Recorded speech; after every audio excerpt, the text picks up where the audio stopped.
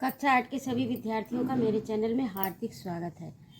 बच्चों, आज मैं उपस्थित हूँ आपकी हिंदी पाठ्य पुस्तक दीक्षा अथवा प्रज्ञा, जो भी आपके पास हो, उसी के अंतर्गत पाठ 14 कर्मवीर नामक कविता है। इस पाठ को लेकर मैं उपस्थित हूँ और ये कविता लिखी है प्रसिद्ध कवि अयोध्या सिंह उपाध्याय हरिऔध जी ने। प्रस्तुत गीत के माध्यम से कवि कर्मवीरों की विशेषताओं को व्याख्यायित कर रहे हैं। कर्म एवं समय के सदुपयोग को संदर्भित किया गया, यानी इसमें संदर्भ जो लिया गया है वह कर्मवीर के ऊपर है और अपने समय का सदुपयोग करने के लिए। तो आइए इस पाठ को प्रारंभ करते हैं। देख कर बाधा विविध व विघ्न घबराते नहीं। देख कर बाधा, बाधा माने कठिनाइयाँ, बाधाएं। विविध माने बहुत प्रकार की कठिनाई और बाधाओं को लेकर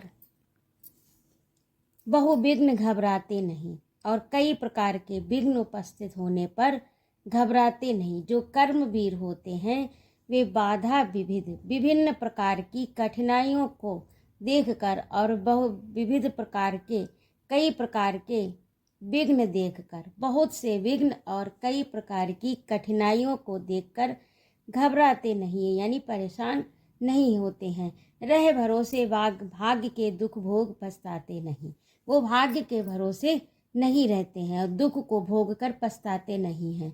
आपने देखा होगा बहुत लोगों को कहते हुआ ये भाग्य में लिखा था, लेकिन कर्मवीर जो है वो अपने कर्म से उस दुख को दूर कर और सुख की प्राप्ति कर लेते हैं। वे भाग्य के भरोसे रहकर कष्ट नहीं उठाते। रह भरोसे भाग्य के दुख भोग पछताते नहीं। वे ऐसा नहीं सोचते हैं कि जो भाग्य में सुख होगा तो आ ही जाएगा और दुख भाग्य में लिखा है तो इसे भोगना ही है। लेकिन कर्मवीर क्या करते हैं कि उसी दुख को कर्म के द्वारा नष्ट कर देते हैं और सुख की प्राप्ति कर लेते हैं। वे भाग्य के भरोसे नहीं रहते और दुखों को भोग कर भाग्य का पर पछतावा नहीं करते। काम कितना ही कठिन हो किंतु उकताते नहीं। कितना भी कार्य कठिन हो उनके लिए किंतु वे उकताते नहीं, अर्थात उनमें अरुचि पैदा नहीं होती है, उनको घबराहट नहीं होती, उनमें अरुचि पैदा नहीं होती। कितना भी कठिन कार्य उनको दे दिया जाए। भीड़ में चंचल बने जो वीर दिखलाते नहीं, और भीड़ में वो भेड़ की चाल नहीं चलते हैं कि जैसा सभी लोग कर रहे हैं वैसा हम भी करें। वह अपना एक नया रास्ता बनाते हैं, उस भीड़ में अपना एक अलग पथ बनाते हैं और समस्याओं को सोचते हैं कि इसमें क्या करना है, उस समस्या का समाधान कैसे हो, तो अपनी कठिनाइयों की निवारण के लिए उपाय सोचते हैं। भीड़ में चंचल बने जो वीर दिखलाते नहीं, हो गए एक आन में उनके बुरे दिन भी भले। और ऐसा करने वाले के क्या होते हैं कि बुरे दिन जो हैं वो एक दिन भले हो जाते हैं, यानी उनके अच्छे दिन वापस आ जाते हैं, क्योंकि वो कर्म करते हैं और दुखों को नष्ट कर देते हैं। दुखों को नष्ट करने के कारण कर्म का फल उनको प्राप्त होता है और उनके दिन भले आ जाते हैं, अच्छे दिन आ जाते हैं, सुख के दिन आ जाते हैं। सब जगह सब काल में बेही मिले फूले फले। हर जगह यानी कोई भी स्थान की इसमें बाध्यता नहीं है कि इस देश में ऐसा हो सकता है और दूसरे देश में ऐसा नहीं हो सकता। कहीं भी पूरे विश्व में कहीं पर भी वो हों, और हर काल में ऐसा नहीं कि पहले होता था अब नहीं होगा, या पहले हो रहा था अब भी हो रहा आगे नहीं होगा, ऐसा कुछ भी नहीं है। वो हो ऐसे वीर पुरुषों का, ऐसे कर्म वीरों को तीनों काल में जो भी कर्म करते हैं, वो भविष्य में रहे हों तो उनको मिला है, जो वर्तमान में है उनको मिल रहा है, और जो आगे होंगे उनको भी मिलेगा। सब जगह सब काल में, यानी हर स्थान पर और हर समय वे ही मिले फूले फले, वे ही फले फूले मिले हैं, अर्थात उन्नति को प्राप्त वे ही हुए हैं। उन्हीं ने ही अपने जीवन में प्रगति की है। आज करना है जिसे करते उसे हैं आज ही। जो कार्य आज ही करना है उसे आज ही करते हैं। ये नहीं कि आज का कार्य चलो ठीक है कल कर लेंगे, वो काम को टालते नहीं हैं। आज करना है जिसे आज करना है उसे आज ही कर लेते हैं। सोचते कहते हैं जो कुछ कर दिखाते हैं वही। जो सोचते हैं, जो अपने मन में यानी ठानते हैं, जो अपने मन में सोचते हैं, जो प्रतिज्ञा करते हैं वही कहते हैं, और जो सोचते हैं कहते हैं और वही करके भी दिखलाते हैं, यानी मन से, वचन से और कर्म से वे दृढ़ निश्चयी होते हैं, दृढ़ संकल्पित होते हैं। वो एक दृढ़ संकल्प जो अपने मन में कर लेते हैं वही बोलते हैं और वही करते हैं। ऐसा नहीं कि सोचते कुछ, कहते कुछ, करते कुछ, ऐसा नहीं होता है। मन, क्रम और वचन से, मन से, वाणी से और कर्म से, वो तीनों से अपने कार्य को पूरा करते हैं। मानते जो भी हैं, सुनते हैं सदा सबकी कही। वे मानते हैं जो भी हैं, मानते, सुनते हैं सदा सबकी कही। वे सबकी सुनते हैं, जो उन्हें सलाह देता है या उनका जो मार्ग प्रशस्त करता है, उनको रास्ता दिखलाता है या उनकी समस्या के समाधान का उपाय बतलाता है, वे सबकी सुनते हैं। जो मदद करते हैं अपनी इस जगत में आप ही, लेकिन मदद वो अपनी आप ही संसार में करते हैं। ये नहीं कि कोई दूसरा मेरी प्रगति के मार्ग में आएगा और मेरी प्रगति कर जाएगा। वे जानते हैं कि मुझे ही इस कार्य को पूरा करना है, मुझे ही अपना लक्ष्य अपने आप ही साधना है। किसी दूसरे के सहारे वे नहीं रहते। इस संसार में वे अपनी मदद स्वयं करते हैं। भूल कर वे दूसरों का मुख कभी तकते नहीं। वे दूसरों का मुख नहीं देखते हैं कि दूसरे हमारी सहायता करें तब हम आगे बढ़ें। भूल करके दूसरों का मुंह कभी तकते नहीं। कौन ऐसा काम है वे कर जिसे सकते नहीं, और ऐसे कर्म वीरों के लिए ऐसा कोई भी कार्य नहीं है जो वे कर ना सके। अर्थात वे सभी कार्य कर सकते हैं, उनके लिए कोई भी कार्य असंभव नहीं है। वे सब कार्य को कर सकते हैं जो मन में ठान लेते हैं। जो कभी अपने समय को यूं बिताते हैं नहीं, काम करने की जगह बातें बनाते हैं नहीं। जो कभी अपने समय को वे व्यर्थ नहीं खोते हैं, यूं ही नहीं बिताया करते हैं, व्यर्थ में अपने समय को खर्च नहीं करते। काम करने की जगह बातें बनाते हैं नहीं, वे काम करते हैं, बातें नहीं बनाते। ये नहीं कि बातों में ही, वार्तालाप में, बहस में ही वे अपना समय बर्बाद करें, ऐसा वे नहीं करते हैं।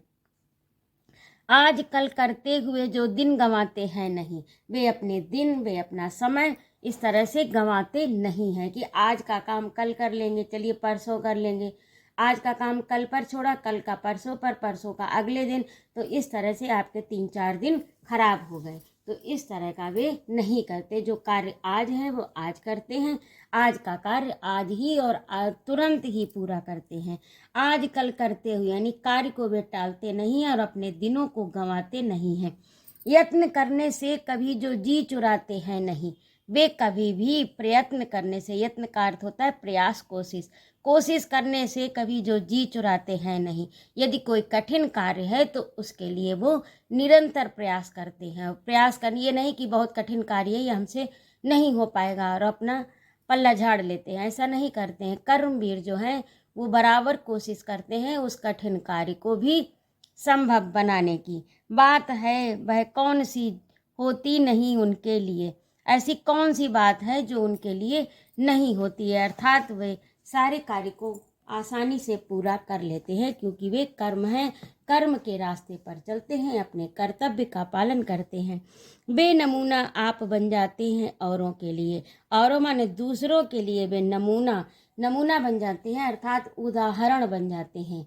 लोग उनको देखकर कहते हैं कि देखिए कितना कठिन कार्य था, लेकिन इस लगन से, अपने कर्म के बल से, लगन से और दृढ़ निश्चय के कारण इस व्यक्ति ने इस कार्य को भी करके दिखाया। आपने समाज में ऐसे कई उदाहरण अपने आसपास देखे होंगे। इस तरह के लोग आपको आसानी से मिल जाएंगे। व्योम को छूते हुए दुर्गम पहाड़ों के शिखर, वो व्योम को छूते हैं यानी इतनी प्रगति करते हैं कि आकाश की ऊंचाइयां भी छू लेते हैं। दुर्गम पहाड़ों के शिखर, और दुर्गम का अर्थ होता है कठिन रास्ता, जहाँ पर जाना कठिन हो, गम जाना और दूर मने, तो दुर्गम कठिन रास्तों पर जहाँ पर जाया ना जा सकते, कठिनता से जाया जा सके, ऐसे दुर्गम पहाड़ों के शिखर पर भी वे पहुँच जाते हैं।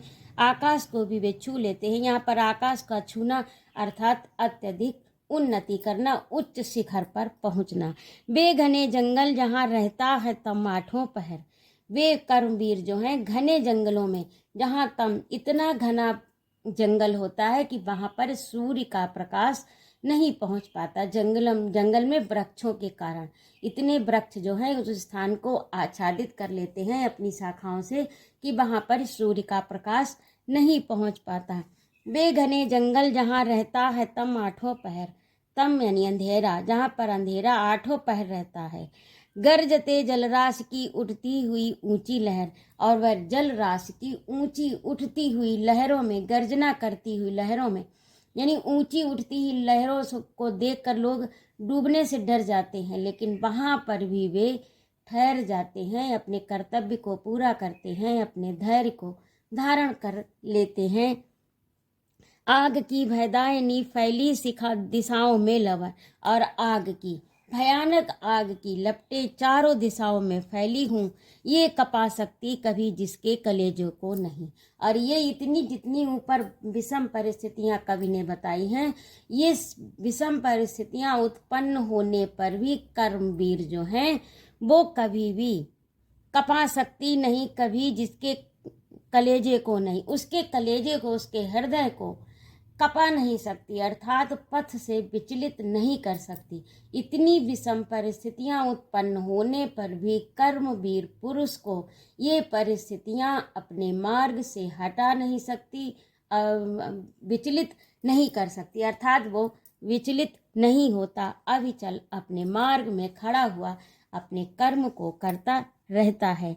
ये कपा सकती कभी जिसके कलेजे को नहीं। व्योम को छूना, दुर्गम पहाड़ों को छूना, दुर्गम पहाड़ों के शिखर पर पहुंचना, जहाँ घनी छाया हो, अंधेरी, जिसके आठों पहर में अंधेरा बना रहता हो, ऐसे जंगलों में गरजते जलराशि की ऊंची लहर में, आग की भयदानी जहाँ चारों ओर दिशाओं में आग फैली हो, कितनी विषम परिस्थितियां हैं। साधारण मनुष्य घबरा जाएगा और भाग खड़ा होगा, लेकिन कर्मवीर पुरुष जो होते हैं वे इन परिस्थितियों से भागते नहीं, बल्कि अपने कर्म के द्वारा इन परिस्थितियों में अपने लिए एक रास्ता बना ही लेते हैं, जो कि समाज में एक उदाहरण बन जाता है।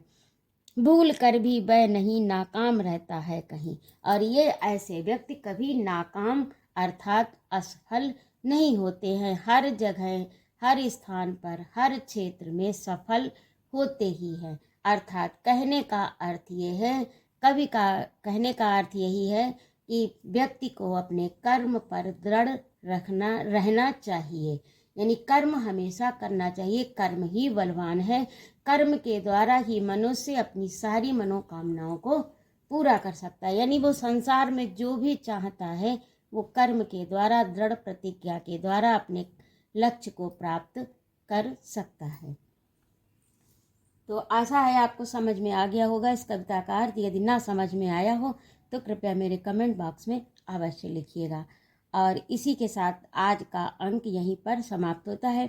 अगले वीडियो में मैं उपस्थित होती हूँ आपका संदर्भ प्रसंग सहित हिंदी भावार्थ और प्रश्नोत्तर अभ्यास कार्य जो भी दिए हैं, और ये आपके शब्दार्थ हैं जिन्हें आप पढ़िए और याद करिए, इससे आपका शब्दकोश बढ़ेगा। विघ्न, बाधा यानी अड़चन, यत्न, उपाय, आन, मर्यादा, शपथ, दुर्गम, कठिन, नमूना, उदाहरण, जलराशि, समुद्र, भयदायनी, डराने वाली, व्योम, आकाश, लवर, अग्नि की लपट, ज्वाला।